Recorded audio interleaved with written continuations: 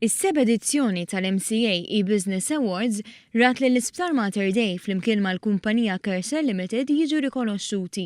Dan għall-inizjattiva tagħhom bl-isem CPASms, sistema elettronika li tibgħat messaġġi lil pazjenti biex tfakkarhom li għandhom appuntament fl-outpatients f'Mater Dei, li dwarha tkellem aktar il-kap eżekuttiv tal-isptar Ivan Falzon. L-appuntamenti tal-outpatients in-nies li jkollna l-mobile tagħhom jiġu infakra permezz ta' SMS. Di s-sistema fl-ewwel xhur tagħha ħallit impatt mal-ewwel, ġifieri immedjat fejn in-numru ta' appuntamenti li ma jiġux onorati naqsu b'wieħed ieħor b'10%. Sistema li skont Falzon solvit ukoll il-problema ta' ħinijiet twal ta' stennija fl-isptar.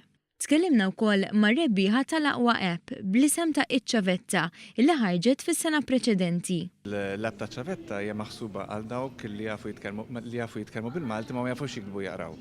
U l-idea hija li nagħtuhom l-għodda bażika biex jakkwistaw l-skills bażiċi biex jitkellmu bil-Malti, biex jikbu bil-Malti.